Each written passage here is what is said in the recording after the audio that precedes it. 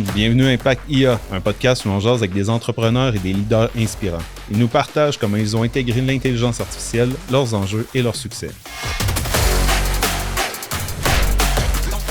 Bonjour tout le monde, bienvenue à un nouvel épisode de Impact IA. J'ai avec moi aujourd'hui Marie-Pierre, bienvenue. Bonjour. Marie-Pierre travaille pour le Journal des Affaires, puis je l'ai invitée pour parler un peu de l'intelligence artificielle, évidemment.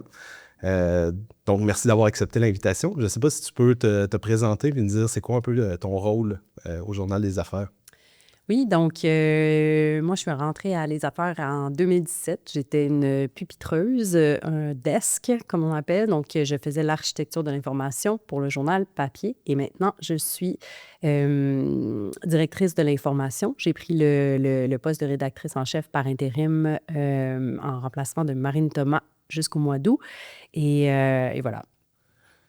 Évidemment, je t'ai invité pour parler d'intelligence artificielle. Puis ma première question que j'aimerais te poser, c'est te souviens-tu la première fois que tu as utilisé ChatGPT? Oui. Oui, et donc j'étais en congé maternité pendant ce temps-là parce que ça a été l'explosion, je crois, en fin 2022. Et puis moi, c'était, tu sais, justement, j'étais un peu dans les vapes. Donc, mon souvenir, c'est comme février 2023, là. Ouais. Est-ce que tu t'en souviens? Parce que moi, personnellement, là, la première fois que je l'ai utilisé, là, quand je suis revenu chez moi après, j'ai failli faire un accident de char. Oh, Parce que j'ai commencé à utiliser ChatGPT, puis là, les modèles de diffusion sont sortis au même moment ou dans les alentours. Je me souviens plus des dates exactement, là. Mais je me souviens que je suis dans la voiture, je veux retourner chez nous, puis j'arrête pas de penser, OK, je pourrais écrire des images, ChatGPT peut créer du texte, à faire. Puis là, j'avais plein d'idées, j'ai passé sur lumière rouge, puis j'ai failli rentrer dans une voiture directement parce que j'étais complètement absorbé par la nouvelle technologie qui venait de sortir. Mais est-ce que tu te souviens d'un wow moment? je te dirais que c'était plus je pense que c'est assez classique pour les producteurs de contenu écrit. C'était plus un fear moment parce que on dirait que j'avais pas tant vu ça venir, même si j'avais lu un peu là-dessus. C'était un wow, mais doublé de peur un peu. Tu sais, la création de contenu, qu'est-ce que ça veut dire pour mon métier, mes collègues et compagnie? Est-ce que je vais revenir dans quelques mois au boulot et puis tout ce que j'ai connu n'existera plus? Donc, ça a été un peu plus ça ma première réaction, on va dire, au début. Juste y repenser, ça me fait tout drôle parce que le niveau d'aujourd'hui n'est pas celui de début 2023, là, absolument pas. Donc, la création d'images, c'était plein d'hallucinations. Il y en avait Exact. beaucoup dans l'écrit. Donc, c'est ça. C'est ça. Je pense que j'ai eu un wow, mais je me dis que je pouvais craindre, mais pas craindre tant que ça. Je me rappelle très bien où j'étais quand j'ai fait mes premières recherches là-dessus. Puis, tu sais, depuis que c'est sorti, parce que là, ça a évolué beaucoup. Là. Je me souviens aussi, les premières fois que j'ai utilisé, j'ai essayé de coder avec ChatGPT, puis clairement, il y avait des hallucinations. Il m'inventait des fonctions qui n'existaient pas. C'était pas parfait. Puis, tu sais, j'ai l'impression que ça a comme un peu arrêté des gens de l'utiliser. Ils l'ont testé, ils ont fait « OK, c'est pas au point », ils ont arrêté, puis d'autres qui ont continué de l'utiliser. Dans ton cas, je pense que tu as continué de l'utiliser. Seulement. Quelle initiative t'a le plus impressionné jusqu'à maintenant? C'est difficile à dire parce que je pourrais dire que j'ai des découvertes aux 2-3 semaines. Donc, tu sais, mettons, j'étais impressionnée. Je le suis encore. Je le suis encore. Donc, mettons, la dernière en liste, c'est il y a 2 semaines, le nouveau ChatGPT Images. Pour les images, là. Ouais, puis j'étais jamais entrée dans Gamma pour la création de PowerPoint. Et moi, je déteste les PowerPoint, fait que t'es pas la seule. ça faisait longtemps que je voulais comme essayer ça. Et puis, là, j'ai été vraiment très impressionnée. La création d'images est absolument extraordinaire. Là. Pour ceux qui ne l'ont pas essayé, je comprends. J'arrive même pas à croire que ça fonctionne aussi bien. Parce qu'on est capable de rajouter du texte. Là. J'ai créé des images. Je voulais un enseignant qui enseignait au tableau. J'ai dit à ChatGPT exactement qu'est-ce que je voulais comme écriture sur le tableau, puis il l'a réussi à la perfection. Là. Donc, Oui, c'est ça. Donc, je suis impressionnée peut-être à chaque semaine, à chaque 2 semaines, en suivant les évolutions de certaines IA génératives. Mais ben, c'est ça, là, certaines, tu sais, on n'a même pas le temps de replacer nos processus éthiques ou de se demander si ça va être pertinent pour nous. Tu sais, puis là-dedans, il y a beaucoup d'expérimentation, on va dire énergivore, puis qui nous amènent pas nécessairement des résultats qu'on va utiliser, tu sais. On Ouais. s'amuse beaucoup avec ça, puis là, tu sais, au final, on se dit, ouais, moi, de toute façon, on s'en servira pas, tu sais. Ouais, ou comment on va s'en servir. Ouais, ça, c'est ça. Parce qu'il y a eu des initiatives au Journal Les Affaires pour utiliser justement les modèles de langage, mais aussi les modèles d'image. Oui, absolument. On en a beaucoup dans nos équipes. Dans le fond, comment le processus a commencé au début 2023, justement. Toutes les affaires s'est mobilisées autour d'un numéro qui a été créé. La une du journal a été créée avec ChatGPT. Il y a eu un texte qui a été créé puis imprimé. Puis l'image aussi, la couverture, La couverture, la ouais. totalité. Là. Oui, Ouais. c'est ça. Donc, on peut retourner voir cette une-là éventuellement, mais là, ça a été très long, tu sais, faire ça, arriver à un résultat potable, tous les gens dans la rédaction qui étaient curieux, qui ont... Mais il était curieux ou il y a eu des récalcitrants? Il y a dû avoir des gens qui étaient absolument contre d'aller dans cette direction-là. Bien, en fait, c'est pas toutes les personnes qui étaient impliquées dans ce numéro-là. Donc là, après, de lire autour de ça, puis d'essayer de pousser la réflexion plus loin dans des chantiers, ça, c'est quelque chose qui est venu 1 an plus tard. OK. Donc la peur, le wow et la peur, exactement comme moi je l'ai vécu, ça a perduré quand même un bon petit bout, là, ça, dans la rédaction. Puis sens-tu que cette peur-là a passé en jour d'aujourd'hui? Là? Non, elle a grandi pour certaines personnes, puis elle a diminué pour d'autres, oui, c'est vrai, mais elle a grandi pour certaines personnes. Ouais. Peux-tu nous parler un peu des différents chantiers que vous avez faits au journal? Oui, Marine Thomas, qui était la rédactrice en chef en 2023 lors de la création du numéro, elle avait continué à réfléchir puis à inciter tout le monde à y penser, mais dans tout le groupe contexte, il y avait beaucoup de réflexions autour de ça. Puis Pierre Marcoux, qui possède groupe contexte, nous a incité fortement à réfléchir à l'IA puis à l'utilisation de ça dans notre métier, puis dans toutes les équipes de groupe contexte. Donc là, Marine a décidé de créer des micro-chantiers avec une genre de méthode agile, c'est-à-dire on teste des choses, puis aux 2 semaines, on en rend compte. Donc là, il y en avait 14 chantiers et chaque personne devait faire des tests avec quelques IA et arriver avec les résultats dont on discutait. Puis ensuite, on décidait si on allait garder cette pratique-là, la changer ou complètement arrêter de l'utiliser. Puis y a-tu des chantiers? Ça a été quoi les premiers chantiers, les chantiers les plus impressionnants que vous avez faits? Oui. Il y avait un chantier qui était... en fait, je ne devrais pas en parler au passé parce que c'est des chantiers toujours vivants. Il y avait un chantier qui était pour l'édition de certains textes. On a des textes des experts invités, puis c'est des journalistes dans le même beat qui doivent relire les textes, valider les informations, fact-checker, là, puis réécrire parfois. Donc, tu sais, ça peut être très lourd ou très facile, tout dépendant de la personne. Okay. Et donc, avec plusieurs IA, on a essayé d'améliorer un peu le processus. Et ça n'a pas été concluant. Là, on est en partenariat avec une firme qui va nous aider à pousser ce chantier-là plus loin parce que ce que ça faisait, c'est que ça ne validait pas vraiment des faits inconnus de la personne qui les a écrits. Donc, je dis n'importe quoi. Okay, ça validait ce qui était écrit sur le texte, mais pas ce qui n'était pas écrit. Ce qui manquait et ce qui manquait à l'argumentaire. Et donc, ça prenait le journaliste qui est un peu dans le beat, qui sait qu'est-ce qui se passe pour dire il manque telle chose, il manque telle chose. Okay. Fait que ça renforçait quand même le point que le facteur humain, l'expert humain est hyper important. Mm-hmm. Même si on a une IA qui est très évolué. Parce que là, je présume que là, si vous avez utilisé les derniers modèles d'IA qui fonctionnent très, très bien, mais ce problème-là doit persister quand même. Oui.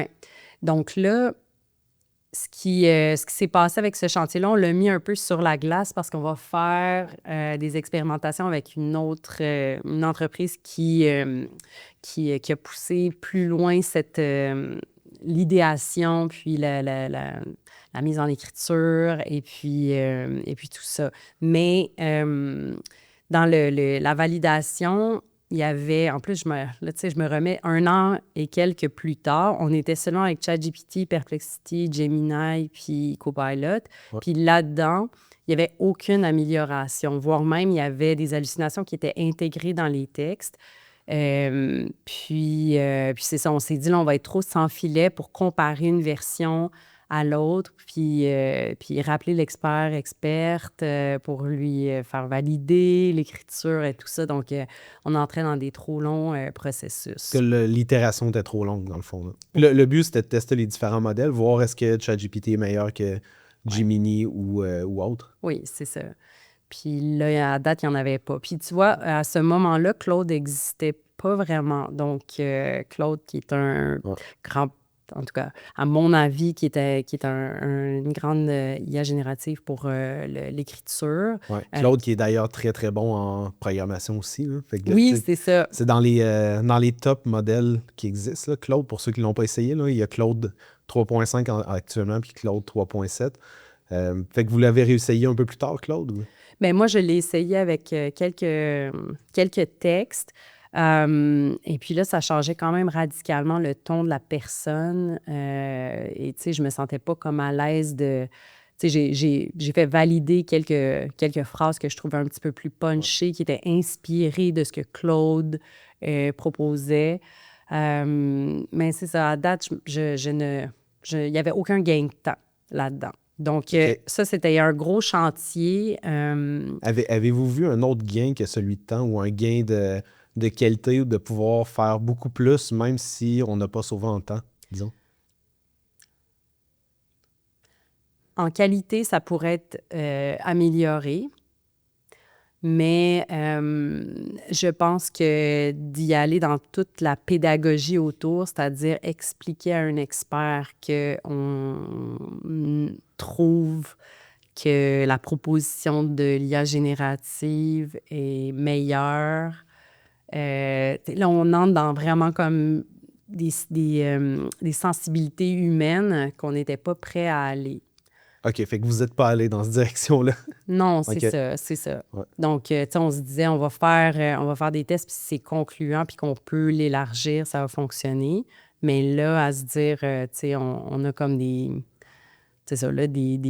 gens qui sont bons dans leur domaine, puis libre à eux ou elles de l'utiliser de leur côté. Mais de venir dire, on a pris l'IA, puis c'est supérieur, disons, à ce que vous avez fait. Pensez-vous que votre message va mieux passer ainsi?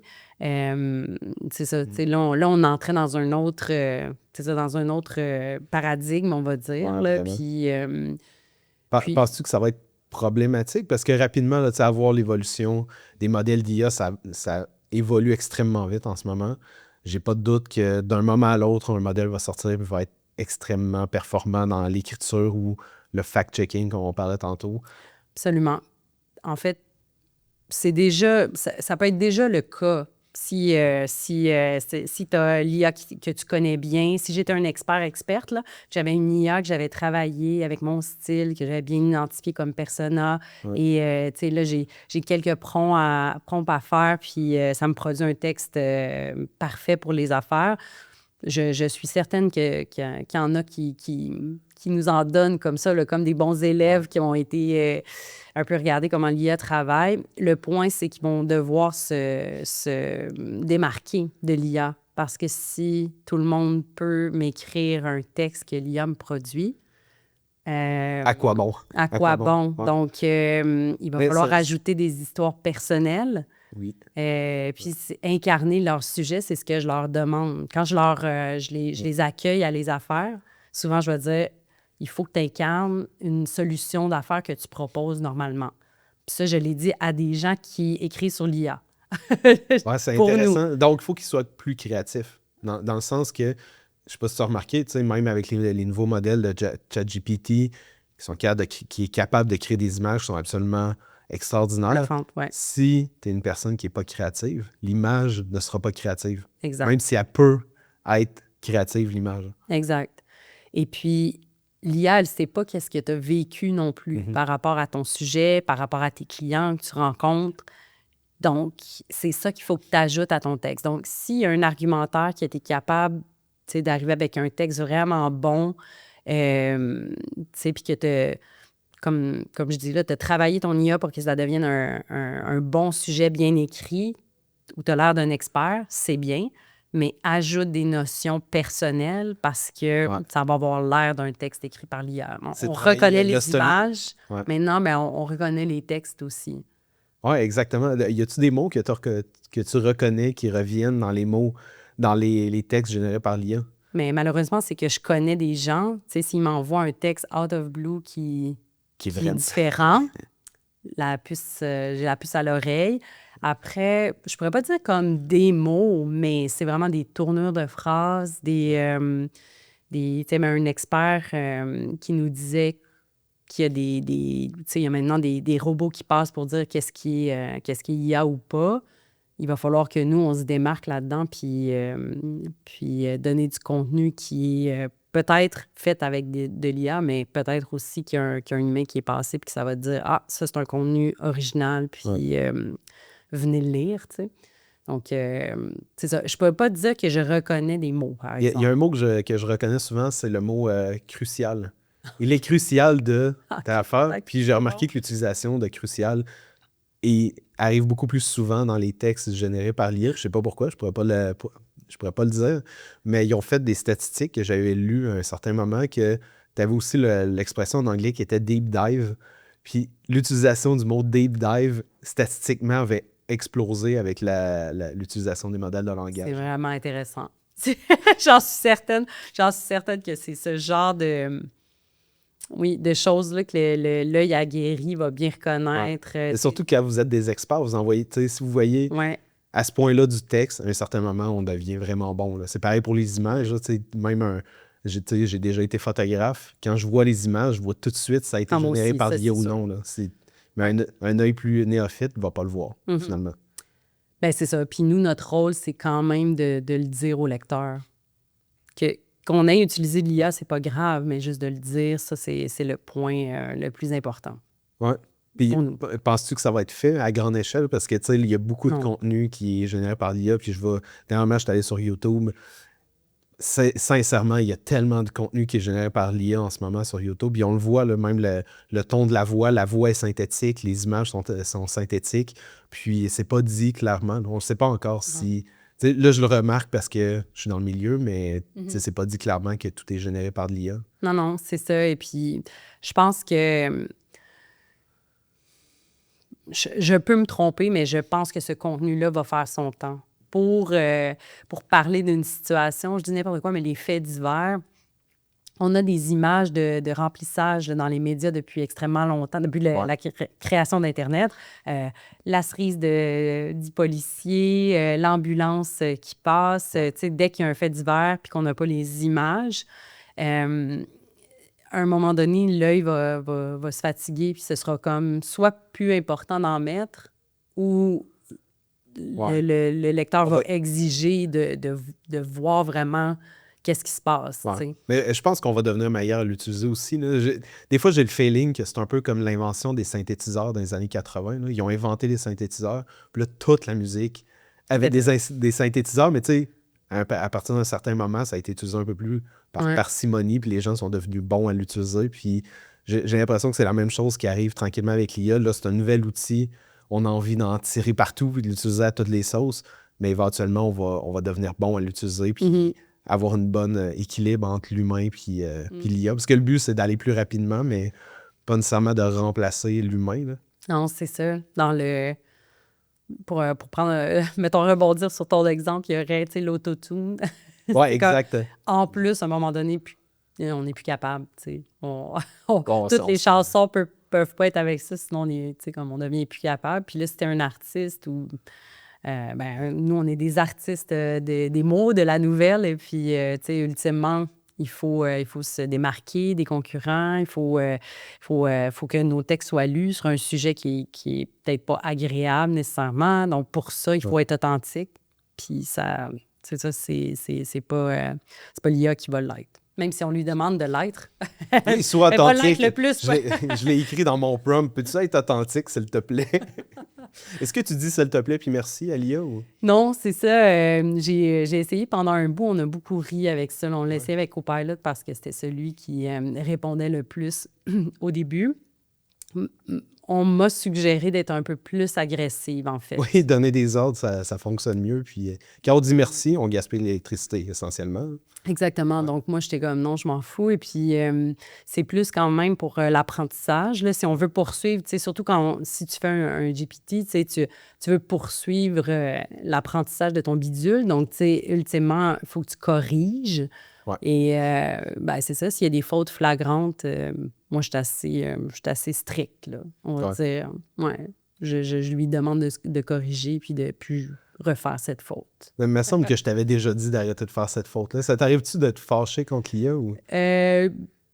Moi, ça, je pense que je suis pas rendue vraiment dans l'historique, là, mais ouais, c'est ça. Je pense qu'on dit reviens au début de la conversation. Ouais. Tu vas comprendre que c'est pas ça du tout que je t'ai demandé. Ouais, Donc, exactement. ça, je l'ai fait quelques fois, oui. Ouais. Puis, tu sais, c'est juste ces techniques. Là, on a une fenêtre de contexte. Puis, à partir d'un certain moment, on dépasse ce contexte. Fait que le début de la conversation n'est plus nécessairement dans le contexte quand on continue d'avoir une discussion avec ChatGPT.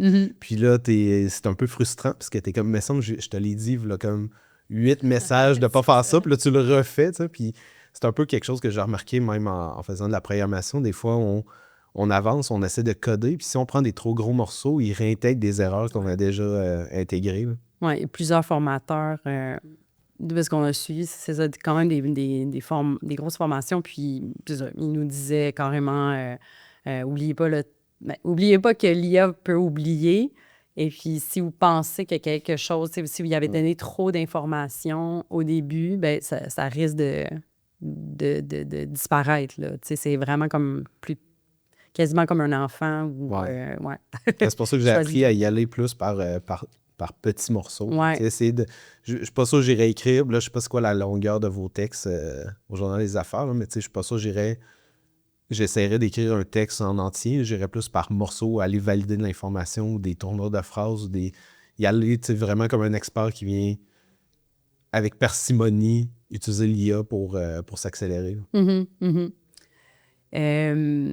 Les 2 GPT qu'on a créés, la dernière fois même qu'on s'est parlé en rencontre préparatoire, on s'était pas rendu jusqu'à les utiliser. Puis tu vois, le temps passe vite puisque maintenant on les utilise. On a réussi à créer ce qu'on souhaitait. C'est quoi les deux GPT? Est-ce qu'on peut en parler ou? Oui, dans le fond, on peut en parler parce que c'est déjà en ligne. C'est des initiatives sur lesquelles on travaillait depuis au moins 6 mois, 1 an, dans le fond, depuis la création des chantiers. On avait commencé à essayer de voir si le contenu boursier était comme plus facilement traitable par l'IA générative. Parce qu'on peut aller chercher l'information un peu automatiquement, dans le fond, puis on pourrait théoriquement écrire des textes directement avec cette information-là. Oui, c'est ce qu'on imaginait. Même moi, là, j'avais fait... je me rappelle avoir fait un peu de Python dans une ancienne vie pour essayer d'écrire des micro-textes sur des tremblements de terre. C'est une formation que j'avais eue. Puis là, on allait prendre des données en live des secousses sismiques au Canada. Puis s'il y en avait une qui dépassait tant sur l'échelle de Richter, bien, ça l'écrivait un petit texte. Ouais. Donc, tu sais, c'était... pour moi, c'est une variation de chiffres et donc c'est assez facile de créer ça. Erreur. Complète erreur. Parce que pour savoir, pour que vous sachiez tout, les à surveiller, ce sont des rapports d'analystes quand même très privilégiés que l'on reçoit par courriel chaque matin, chaque jour, chaque semaine, qui sont en anglais, qui sont extrêmement longs puis qui analysent un titre. ça, on utilisait déjà l'IA pour les traduire, hein, parce que là, ils sont en anglais souvent. Fait que là, on les fait traduire. Puis par la suite, on essaie de savoir, ou de dire en tout cas à nos lecteurs, si vous voulez acheter, voici les conséquences. Si vous voulez le vendre, voici les conséquences. C'est ça le principe du à surveiller. Donc, c'est ça. Au début, on le faisait un peu, on va dire, à l'aveugle, en créant un prompt une fois de temps en temps. Puis quand on a compris que ça nous prendrait un GPT pour reproduire un peu tout le temps la même chose, puis repartir de la même affaire. Fait que de faire un prompt engineering, finalement, travailler un prompt précis pour être capable de refaire le même travail à tous les fois. Effectivement. Donc là, ça l'a pris peut-être 3-4 mois là, de travail parce que c'est ça. Je pense que ce qui était difficile, c'était d'essayer de faire ressortir les éléments que l'humain ressort chaque jour. Puis là, on est passé de environ 3h30, 4 heures de travail à 1 heure de travail. Donc, à la base... Oui, par jour. Okay. Donc, à la base, on croyait surtout qu'on arriverait à de passer de 4-5 heures de travail à 5 minutes. On dirait qu'on avait la pensée magique. On s'est dit, ben oui, ça va être merveilleux, c'est super facile, c'est des chiffres puis des opinions, puis boum, boum, on met ça dans le texte. Là, c'est ça, l'heure qui demeure, elle reste à valider qu'on a été chercher la bonne information, qu'elle a été bien traduite dans le langage financier, puis on ajoute de l'historique. Donc, c'est encore un journaliste qui s'en occupe pour pratiquer un peu ses connaissances dans le domaine, pas ajouter à la paresse, mais aussi, il faut ajouter de l'historique parce que l'analyste, lui, il analyse le titre un peu brut de coffre. Il est peut-être même pas au Québec. C'est ça, il analyse la hausse, la baisse, puis les performances à long terme, à court terme. Et donc là, c'est ça. On est à l'aise avec l'heure de travail. Pour nous, c'est comme on n'ira pas plus loin. Mais pour moi, ça fait absolument du sens. Dans le sens que on a encore besoin de l'expert qui vient revalider. Je suis pas sûr que je serais à l'aise de prendre un IA, d'aller chercher de l'information, créer une analyse, puis envoyer ça sans même faire une lecture, une relecture à une clientèle qu'eux s'attendent à un certain niveau de qualité. Exactement. Puis l'autre, c'est à peu près la même chose, mais c'est basé sur un communiqué d'entreprise qui va rendre ses résultats financiers. Donc, ça, c'est public, quand ils sont en bourse, en tout cas. Donc, c'est public, c'est un gros document. L'entreprise, bam, elle lâche ça à 4h30 le soir, 6h. Nous, notre journée est un peu terminée. Puis là-dedans, on peut demander avec notre GPT à l'IA de ressortir les points les plus importants pour qu'on fasse un quickie, comme on appelle. Donc là, on revalide. Ça peut prendre 30 minutes là, de juste partir de ce que l'IA a fait ressortir comme point important. Il lit un peu comme le communiqué de presse, mais l'ennui là-dedans, c'est qu'il y a encore beaucoup de points positifs parce que ça part de l'analyse qui est remise par l'entreprise. Donc là, nous, on relie, on enlève tout ça, même si on a dit au GPT d'être plus sérieux, puis d'être plus neutre. Il en reste quand même pas mal. Puis ça, il faut citer le communiqué parce que ça, puis les chiffres viennent de là, puis ils n'ont pas été validés autre que ça. Mais ça arrive. Un journaliste va faire la même affaire. Exact. Le temps qu'on ait l'appel, la conférence téléphonique avec l'entreprise, il n'y a pas de... Il n'y a pas d'interaction. Mais les gens, ils veulent quand même savoir s'il y a un profit dans ce trimestre-là. Donc, c'est pratique.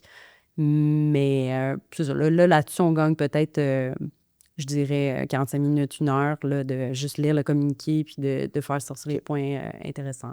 Fait qu'il y a quand même un gain de temps. Est-ce que les journalistes, justement, l'autre GPT que tu parlais, qu'on est passé de peut-être 4 heures à 1 heure, quand même 3 heures de libéré dans la journée d'un journaliste. As-tu vu que ça faisait une différence? Ouais. Bien, pas encore parce que ça fait 2 semaines. OK, fait qu'on va le voir bientôt. Oui, puis tu sais, il y a comme une sorte de stress là, qui est très... je ne sais pas si ça va être quoi ce nom-là. Un jour, je vais comme peut-être mettre un un nom dessus. Mais il y a ce stress-là d'utiliser l'IA au début puis de rendre ça public, que tu dis, est-ce que c'est correct? Est-ce que j'ai vraiment bien validé? Est-ce que, comme si Puis ça le ne part stress pas de toi. est plus important qu'avec un humain. Parce que l'humain, tu finis par le connaître, tu finis par avoir confiance en ce qu'il est en train de produire, versus GPT, tu es un peu tout le temps, je sais pas s'il va halluciner quelque chose ou il va changer une phrase ou une tournure. Oui, c'est ça. Est-ce que j'ai regardé toutes les phrases bien comme il faut pour être sûr que tout est correct? Oui. Mais ultimement, tu dis, vu que c'est pas moi qui a tout écrit, Ouais. moi, je me contrôle, mais lui, on dirait que lui ou elle, je sais pas, la machine ne se contrôle pas, donc Ouais. c'est ça, là, je l'ai compté à plusieurs reprises, mais pour quand on utilisait,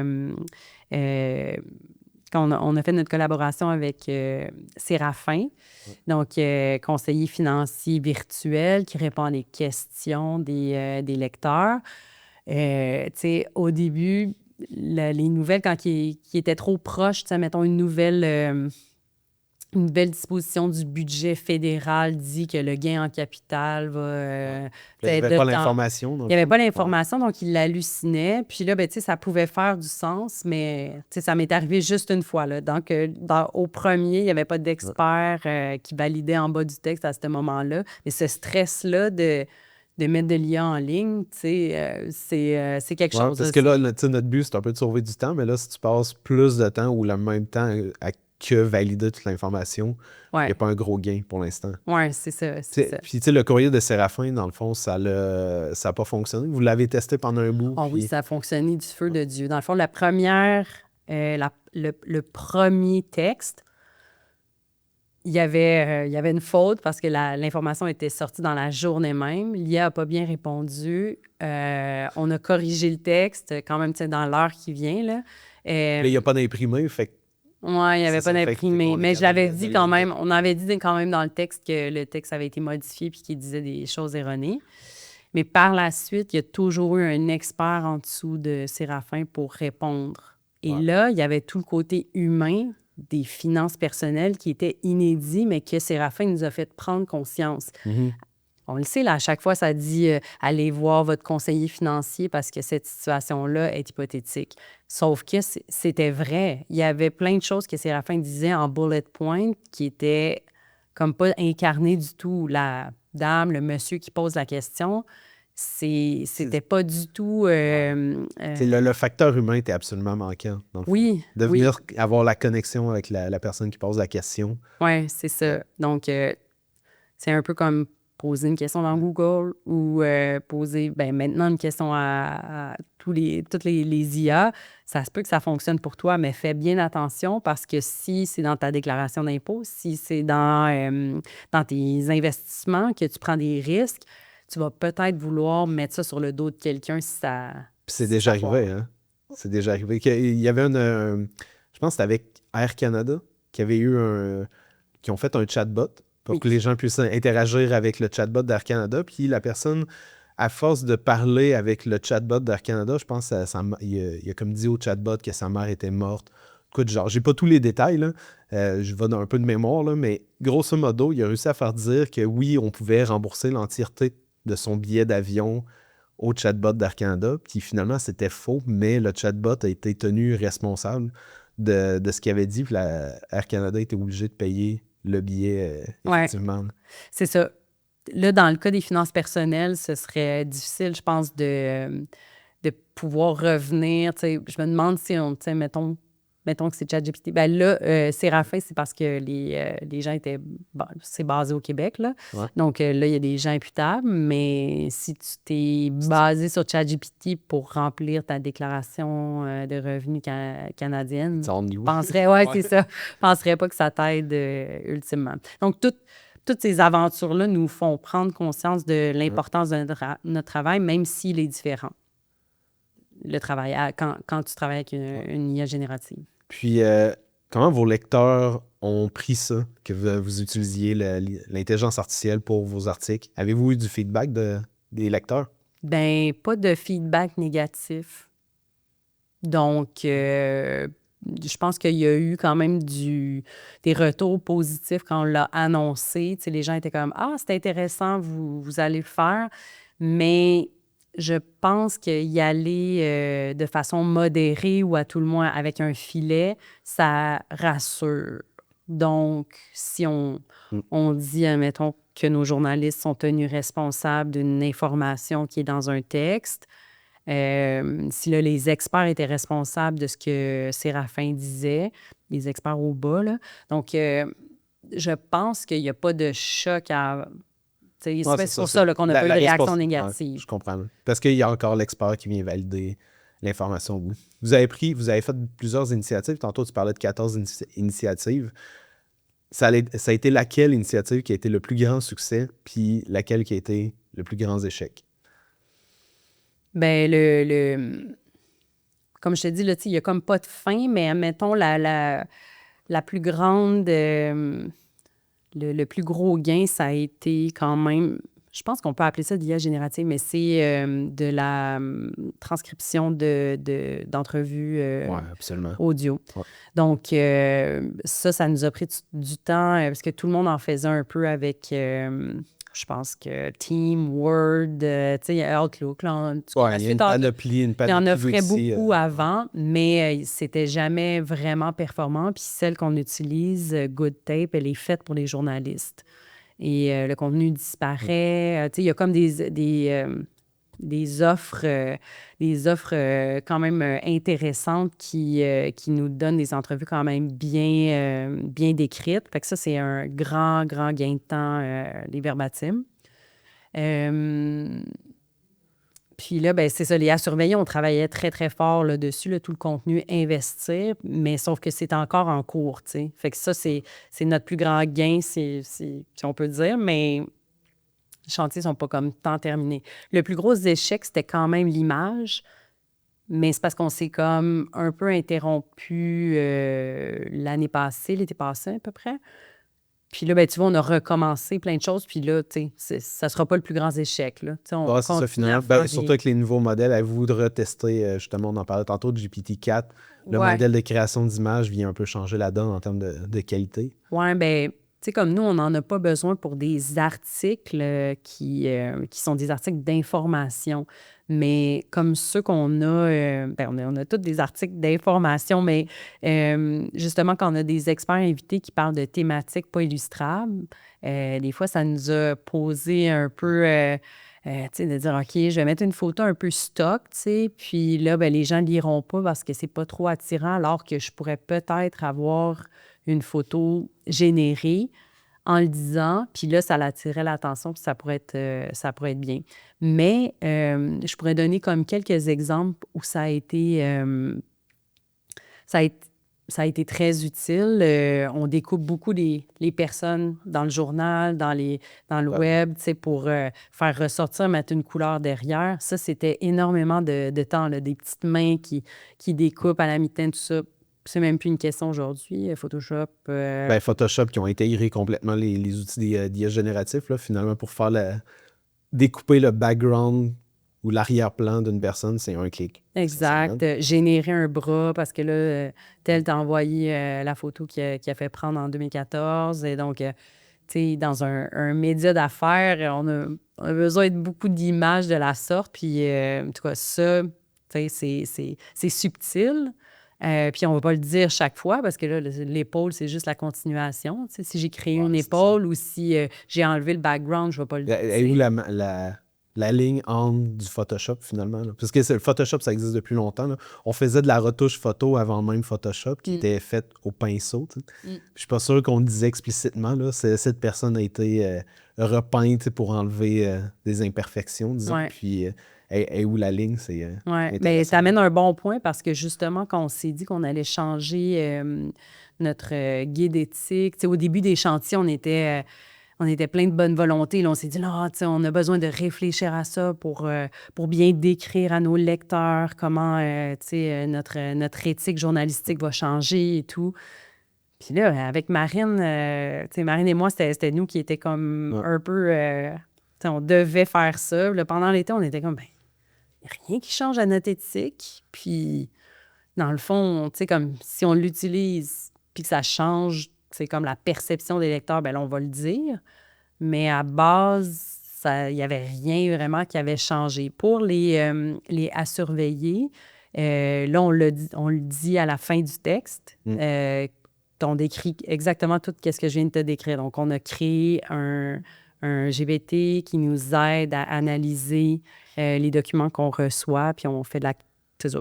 Donc, on a une équipe qui relie et valide tout ce qui est écrit.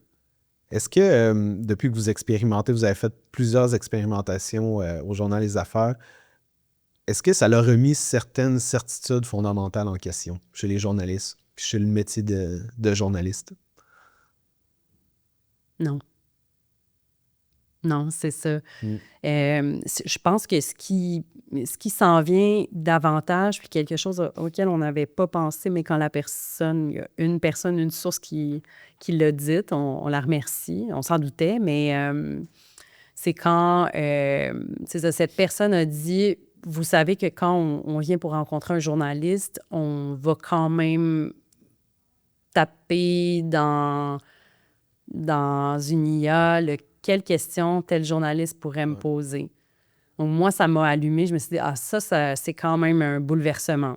De se dire que tu vas aller rencontrer quelqu'un, cette personne-là, elle a déjà étudié un peu ton beat, tes angles, puis elle décide un peu des questions que tu vas lui poser. Donc, nous, il faut déjouer un peu la machine puis se dire, qu'est-ce que je pourrais poser d'un petit peu différemment que je fais d'habitude pour que la personne me réponde un peu plus franchement, peut-être pas la déstabiliser, mais juste dire...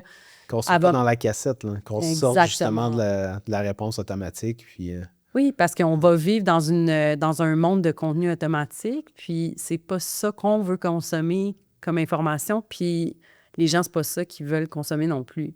Donc, on veut l'authenticité. C'est ça qui est dur à avoir le plus. L'authenticité est difficile.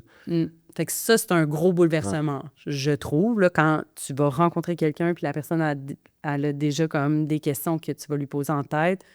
Ça, je me dis, ah ouais, non, genre ça, nous, il faut se préparer d'avance à... Puis y a-t-il des choses que vous avez dû désapprendre depuis que l'IA est arrivée? Non, mais encore une fois, je sens que ça s'en vient. J'ai fait une formation il y a 2 semaines qui était très parlante à ce sujet, c'est-à-dire que nous faisons nos prompts ou nous interagissons avec l'IA générative de la même manière qu'avec Google.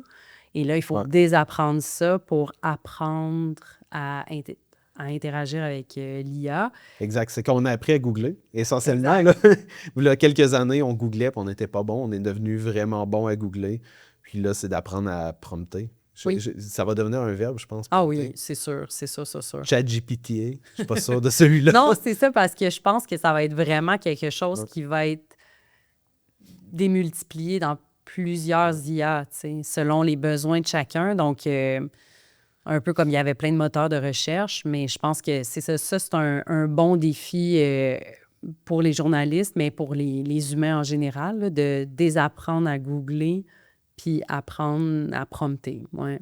Ça fait partie des compétences que vous allez chercher chez les gens, que vous allez engager? Ben, pas là, parce que là, on se forme, puis on n'embauche pas. Mais ultimement, oui, absolument. Puis je pense que toutes les entreprises devraient l'exiger ou bien l'offrir comme formation. Apprendre à tous leurs employés à prompter. Puis prompter efficacement, à la fois pour l'environnement, mais pour que l'entreprise soit productive. Oui, je pense que ça va devenir... c'est inévitable que c'est un incontournable dans l'avenir très, très proche. Ouais, très, très, très, très, très, très proche. Puis si je t'amène encore plus loin, disons dans 5 ans, comment tu vois le journal des affaires dans 5 ans avec l'IA, à la vitesse auquel ça se développe? Est-ce que tu vois des challenges, des appréhensions de comment ça va se dérouler? Le plus gros défi qu'on a dans les prochains mois est peut-être beau ou sombre, c'est-à-dire qu'on était habitué à avoir beaucoup de lecteurs qui venaient des moteurs de recherche. Tu sais, on est passé des réseaux sociaux Ouais. comme Facebook qui nous ont bloqués. Donc là, les moteurs de recherche, c'en était un autre. Et donc là, si ça passe plus par ça, Qu'est-ce qu'on fait? qu'est-ce qu'on fait? Pour vrai, parce que la recherche maintenant passe par ChatGPT. Personnellement, Perplexity, Perplexity, c'est la même chose. oui. Personnellement, j'utilise plus Google. Presque jamais. Là. C'est Comment ça. qu'on fait pour Faire référencer voir notre... des Ouais. articles pour se positionner sur un sujet. Donc, tu sais, il y a il y a des gens qui vont venir par les infolettres, par les réseaux sociaux, ceux qui Ouais. restent. Mais effectivement, ça, c'est un très, très gros défi parce que je ne sais pas encore complètement comment on va pouvoir devenir des références sans donner le contenu, sans... tu sais, il y avait beaucoup de barrières qu'on a tous mis. Un peu parce que justement, il y a des questions de droit d'auteur qu'on a laissé aller dans les moteurs de recherche. On ne veut pas vivre la même chose, tu sais, qu'ils capitalisent sur du contenu qu'ils n'ont pas créé. Là, ça pose la question à un autre niveau. Au-delà de ça, je l'ai dit, pour les intervenants, on va avoir toujours comme un peu ce challenge-là, des gens qui vont s'être préparés avec l'IA. Il y a la création de contenu complètement généré qui peut être de la concurrence aussi. Donc, quelque chose d'aussi bon sur le même sujet que toi qui est produit en quelques minutes. Mais nous, le but dans tout ça, ça va être de se distinguer en y mettant davantage d'humanité. Ouais. Donc, les histoires personnelles ne pourront pas être authentiques plus que celles qui vont être racontées par la personne elle-même. Puis c'est ça, ça va être d'en dénicher davantage et des plus différentes. Et puis dans le journalisme d'affaires, c'est énormément d'histoires. Exactement. Puis, tu sais, l'impression que j'ai, c'est que l'IA va augmenter notre disponibilité en tant qu'humain. Parce qu'au lieu de faire des tâches qui sont justement répétitives, puis sincèrement, il y a plein de tâches qui sont juste plates à faire. Si on est capable d'automatiser ces tâches-là, puis garder une certaine... Peut-être qu'à un certain moment, il y a des tâches qu'on pourrait automatiser, puis qu'on va décider que non, on ne le fait pas. Justement pour des questions qui sont stratégiques comme ça, parce qu'on veut garder l'humain dans la boucle, puis on ne peut pas l'enlever, puis on veut garder cette authenticité-là, puis les gens vont se projeter dans l'humain qui est de l'autre côté, qui vient écrire un texte qui explique un sujet ou une position. Mais c'est ça, je suis quand même curieuse de voir si cette évolution-là va se manifester parce que on va dire qu'avec toute automatisation, il y a toujours ce rêve un peu du post-humain qui ne fait que vivre et... La société des loisirs. Exactement. Puis finalement, ça se matérialise dans le sens inverse, c'est-à-dire on est plus pressurisé, notre attention est encore plus sollicitée. Donc... J'aimerais croire que ça va être ça, mais j'ai des doutes quand même. C'est un moment intéressant quand même. Ouais. Le moment actuel, là, 2025 en particulier, 2026, je trouve que l'intelligence artificielle, le développement va extrêmement vite. C'est un moment que je trouve particulièrement intéressant. Même, je veux dire, l'ambiance actuelle est intéressante. T'sais, même avec, on en a parlé un peu tantôt, les tarifs, les nouvelles, les changements de paradigme, l'IA, tout ça ensemble fait un moment je trouve que c'est un moment de l'histoire un peu que je suis content de vivre, qui est intéressant. C'est ça, parce que à tout le moins, il y a une forme de... Il y avait une forme d'élitisme un peu là-dedans, là, dans mettons, la première année où c'est comme, on dirait que c'était... des élus, des gens qui utilisaient ça, qui savaient comment l'utiliser. Puis ça, massivement, c'est arrivé dans le monde entier. Tout le monde s'est mis à l'utiliser. Puis ça s'est, on va dire, démocratisé. Là, jusqu'à quel point, à un moment donné, on va en prendre de tout ça. Tu sais, peut-être que ça va être dans l'aide psychologique, Ouais. thérapeutique. Peut-être que ça va être dans le fait de guider, on l'espère, dans un bon sens, l'humanité, la société en général. Mais Ouais. Moi, je suis quand même positif par ben, rapport à ça, là, parce que la plupart des gens veulent déjà leur propre bien, mais tu sais, ils vont moi, je pense que les gens vont l'utiliser pour le bien, puis on veut faire mieux, puis tu sais, la plupart des... En tout cas, peut-être je suis naïf, mais je pense que la plupart des humains sont là pour faire mieux, puis être meilleurs, fait que j'ai quand même l'impression que l'IA va nous aider à aller dans la bonne direction. Mhm.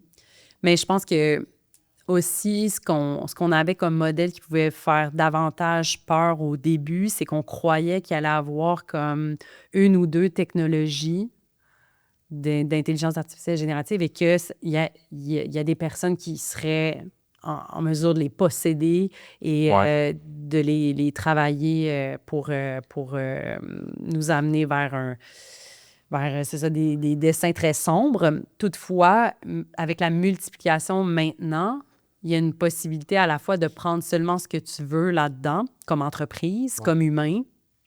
Après ça, il y a ces enjeux environnementaux qui sont vraiment comme importants. Tu sais, veuillez ne pas imprimer ce courriel ou ne pas garder ce courriel dans votre poubelle parce que ça tue 8 rivières Ouais. de faire ça. Mais là, tu sais, l'IA, c'est un peu ça aussi. Ça va être peut-être à utiliser avec parcimonie. Il va peut-être Ne pas avoir lui dire merci, là. ben, c'est Ouais. clair, il va y avoir des quotas peut-être d'utilisation, mais en tous les cas, je suis quand même confiante que là, on n'est plus comme il y a 6 mois, 1 an, où il y avait quelques personnes qui Ouais, c'est possédaient ça. Puis les t'as IA. tout l'open source aussi C'est qui se ça. développe, qui est intéressant. Là. Tu sais, malgré, je sais pas si vous avez entendu parler de DeepSeek, qui est les modèles Absolument. chinois. Absolument. On ne veut pas nécessairement utiliser les modèles chinois, mais ce qui est vraiment intéressant là-dedans, c'est que ça crée une pression pour avoir des modèles qui sont open source. Puis même OpenAI ont annoncé dernièrement qu'ils allaient qu'ils allaient publier des modèles open source qu'eux ont fait. Donc, ça va. Il y a cette accessibilité-là qui est intéressante de pouvoir posséder nos propres modèles d'IA, Mhm. que ce ne soit pas dans les mains obscures de n'importe quelle compagnie. Ben, c'est ça. Il y avait dans The Economist, j'ai lu ça là, il y a peut-être 2, 3 semaines. Il y a les gens, mettons, qui ont créé OpenAI. Après ça, il y a eu DeepSky et DeepSeek. Et finalement, il y a des gens du MIT qui se sont dit, ah, nous aussi, on va essayer d'en créer un rapidement. On va voir combien de temps ça va prendre. Je pense que ça leur a pris 6 heures, puis ça a coûté 6 parce qu'ils sont basés sur plusieurs Ouais, IA c'est ça qui pour sont. en créer une Ouais. eux-mêmes. Mais Donc, avec vois-tu, du ça, open c'est un source. point que je trouve hyper important, c'est que des fois, on perçoit que l'IA prend beaucoup d'énergie, mais à chaque itération qu'on fait, l'IA devient plus efficiente. Fait Mhm. qu'entre le modèle, tu sais, le premier modèle qu'on a parlé au Exact. début, là, 3.5, était beaucoup plus énergivore que le modèle 4O. Puis à Ouais. chaque itération, on diminue cette demande Oui. énergétique-là. En parallèle, on l'utilise de plus en plus, mais je pense qu'on va réussir à trouver un équilibre éventuellement parce Mhm. que c'est tellement efficace comme outil, l'IA, ça va changer nos vies, carrément. Puis, ben, une question que j'avais pour toi, c'est que penses-tu que c'est possible de revenir en arrière? Est-ce que demain matin, tu pourrais travailler sans ChatGPT? Ah, moi, oui, là, parce que ça fait pas assez. Ouais, ça fait pas assez longtemps que je suis pas. Tu sais, je l'utilise chaque jour, mais ultimement, tu sais, j'ai pas connu assez. J'ai plus connu de l'ancien monde, on va Ouais, c'est dire. ça. Mais redemande-moi la question peut-être dans 2 ans. Puis peut-être que je vais te dire non. Moi, je te dis non. Ah, Exactement.